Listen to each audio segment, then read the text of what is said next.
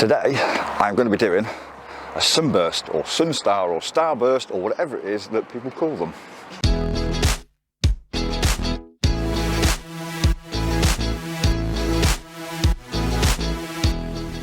Hi, great result. And I'm not in Dorset today, no, we are actually in Cornwall and we are in a place called Boscastle. We'll be talking about, I call them starbursts, some other people call them sun stars and whatever it is. But we're going to go over how to create them and a little bit of information for you on how they are created, why they're created, why do they appear in your images. So I'm not alone. I just look a bit dark because the sun's sort of like in a funny angle, so if I turn it too much I get blinded by it. But anyway, yeah, I've got this one with me today. And I'm also trying out a new microphone. I've got the radio mic on my ear as well, so hopefully the audio is going to be a little bit better, especially when it's windy. But it's not windy today. Look, you can't see me ugly mushy again, you can't, but it's not windy today, so. But I wanted to try it out instead of putting the shotgun on. So anyway, let's get to the church, which is where I want to go.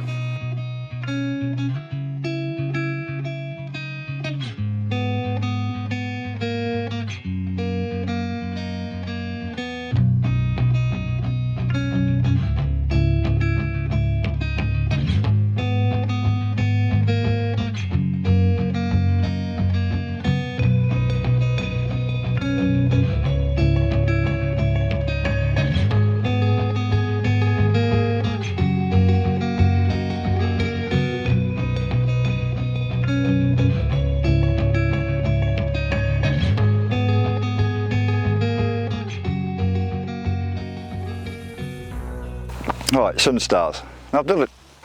You've probably seen a couple of other vids where I've actually done, where you get that star effect on the sun. So I'm just quickly going to go over what and how it actually appears on your image. Okay, so it's all about your lens. Your lens has got blades that are in them. The amount of blades varies from camera to camera.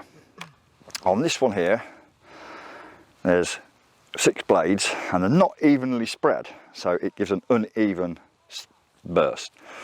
On the M50 on here, which I've done one before, there are quite a few. I think it's about 8. And basically what happens is, when you take the shot, it's the light leaking through your aperture, because that's what controls the aperture. So next you're going to be asking, well, how come you don't always get the starburst? Well, this is the important part, which is because you need to make sure that your aperture is closed right down. So you're talking a very high F number, F18, F20, F22. So if you do any less than that, you're just going to catch the sun. You're not going to get that starburst because the blades are not in the way of the very strong light. So you whack that aperture up as far and high as you possibly can, and then you take the shot, and then you'll end up with that starburst. So it's literally all about your lens on how many blades are in there to control the aperture. So I'm going to keep this on really simple.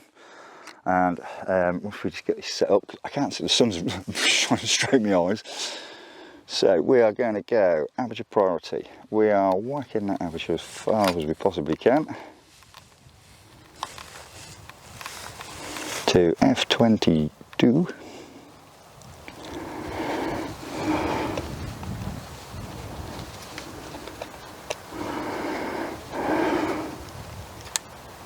White balance.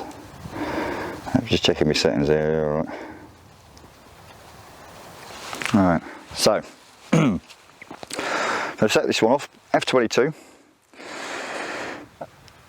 The shutter speed is 500th of a second, ISO 100. I am literally shooting right at the sun is to the top right of the image, and then there's just a nice gentle like coastline, and then you got the flash on the sea. This is not really going to be anything superb, but it should show you what a starburst looks like. Now, this lens itself here is not very good at doing them because of its non-symmetrical way that the blades move. So after this one, I'll be taking a couple on the M50, basically as a backup. So here we go.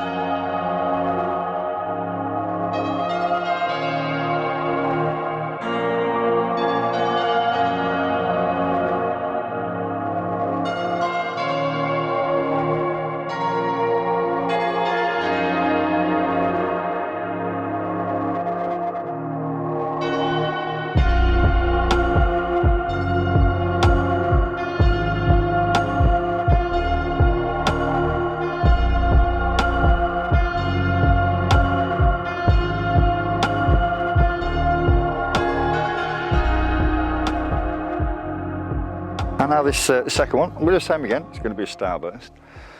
I can't remember the name of this building. I can't remember the name of the building over here. And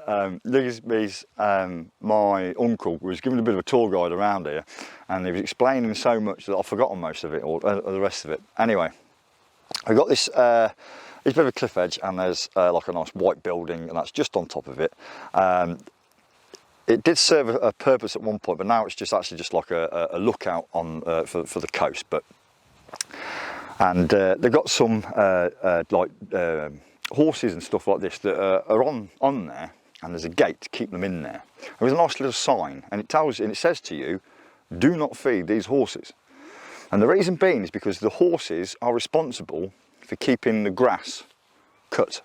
So that's all they do, is they sit there and they munch the grass all day, and they just keep all of the bushes and also all trimmed down, so nobody has to, and because then nobody falls off. It's quite clever, really.